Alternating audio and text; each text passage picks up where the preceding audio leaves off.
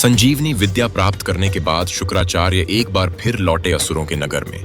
असुरों ने जैसे ही अपने गुरु को देखा, उनकी आंखों में आशा की ज्वाला फिर से जल उठी, क्योंकि अब उनके साथ सिर्फ एक गुरु नहीं बल्कि मृत्यु पर विजय पाने वाला ऋषि खड़ा था। असुरों की अजेयता का युग शुरू हुआ। अब चाहे देवताओं की सेना कितनी भी विशाल हो, चाहे उनका वार कितना भी घातक हो, असुरों के लिए मृत्यु का अर्थ ही बदल चुका था। युद्ध भूमि में असुर गिरते, शुक्राचार्य एक मंत्र फूंकते और क्षण भर में सैनिक जीवित खड़े हो जाते। इंद्र, वरुण, यम सबके चेहरों पर भय तैरने लगा। देवताओं के हाथों से पहली बार सत्ता की डोर छूटने लगी थी। देवर्षि नारद ने यह दृश्य देखकर कहा, इंद्र, यदि तुम्हें अपना सिंहासन बचाना है तो केवल एक ही मार्ग है, विष्णु से सहायता मांगो।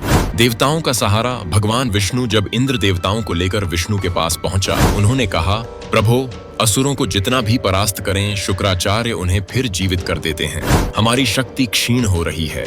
विष्णु मुस्कुराए, हर ज्ञान का एक संतुलन होता है इंद्र। शुक्राचार्य संजीवनी विद्या के धारक हैं, लेकिन धर्म का संतुलन बिगड़ जाए तो स्वयं मैं भी हस्तक्षेप करता हूँ। उन्होंने संकेत दिया कि जल्द ही संसार में एक ऐसा समय आएगा जब धर्म की रक्षा हेतु उन्हें स्वयं असुरों का सामना करना पड़ेगा। यह संकेत था महाबली राजा बलि के युग का। महाबली बलि का स्वर्ण युग। असुरों में एक अत्यंत तेजस्वी, धर्मशील, उदार राजा जन्मा, महाबली। बलि सिर्फ वीर नहीं था, बल्कि दान और धर्म में देवताओं से भी बढ़कर था। शुक्राचार्य ने उसमें भविष्य का सम्राट देखा और उसे अपना शिष्य बनाया। उनके मार्गदर्शन में बलि ने तप किया, यज्ञ किया, अध्ययन किया और फिर असुरों का सिंहासन संभाला। बलि ने स्वर्ग पर आक्रमण किया। अब की बार युद्ध सिर्फ शक्ति का नहीं था, नीति, ज्ञान और संजीवनी विद्या का भी था। देवता एक एक कर धराशाही हुए। इंद्र का वज्र टूट गया, वरुण का जल थम गया, वायु का वेग मंद पड़ गया, इंद्रलोक ढह गया। देवता डरते हुए बोले, हे देव, अब क्या करें? विष्णु ने कहा, सृष्टि को संतुलन चाहिए। बलि शक्तिशाली और धर्मशील है, परंतु यदि वह तीनों लोकों का स्वामी बन गया तो संतुलन नष्ट हो जाएगा। और तभी विष्णु ने अवतार लिया, वामन रूप में। एक यज्ञ के बीच छोटे से ब्राह्मण बालक के रूप में वामन प्रकट हुए। उनके तेज से एंटायर यज्ञशाला प्रकाशमान हो गई। महाबली ने खड़े होकर कहा, बालक, स्वागत है, जो चाहो वर मांगो। वामन मुस्कुराए, मुझे केवल 3 पग भूमि चाहिए। सभी हंस पड़े, पर शुक्राचार्य की आंखें सिकुड़ गईं। उन्हें यह साधारण वचन नहीं लगा।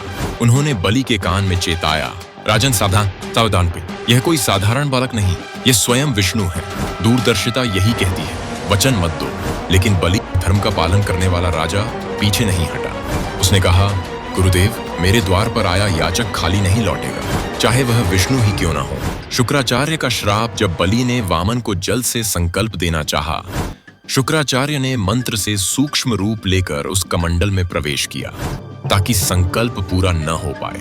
विष्णु ने समझ लिया। उन्होंने एक तिनका लेकर कमंडल के मुख में चुभो दिया। तिनका शुक्राचार्य की एक आंख में लगा। वे घायल होकर बाहर आ गिरे और क्रोध में बोले, हे बलि, तुमने मेरी बात नहीं मानी। आज से मेरा आशीर्वाद तुमसे दूर होगा। यह था वह क्षण जब महाबली बलि अपने गुरु से अलग हो गया, और यही वह समय था जो एक त्रासदी बनकर लौटने वाला था। वामन ने रूप बदल लिया। संकल्प होते ही वामन का आकार बढ़ने लगा। कुछ ही पलों में वे विराट रूप में छा गए। पहला कदम धरती पार, दूसरा कदम स्वर्ग पार। तीसरे कदम के लिए उन्होंने पूछा, राजन, तीसरा पग कहाँ रखूं? बलि झुक गया, प्रभो, तीसरा पग मेरे सिर पर रख दीजिए। विष्णु मुस्कुराए और उसे पाताल लोक का स्वामी बना दिया। अब प्रश्न उठता है, शुक्राचार्य अपनी मृत्यु क्यों नहीं रोक सके?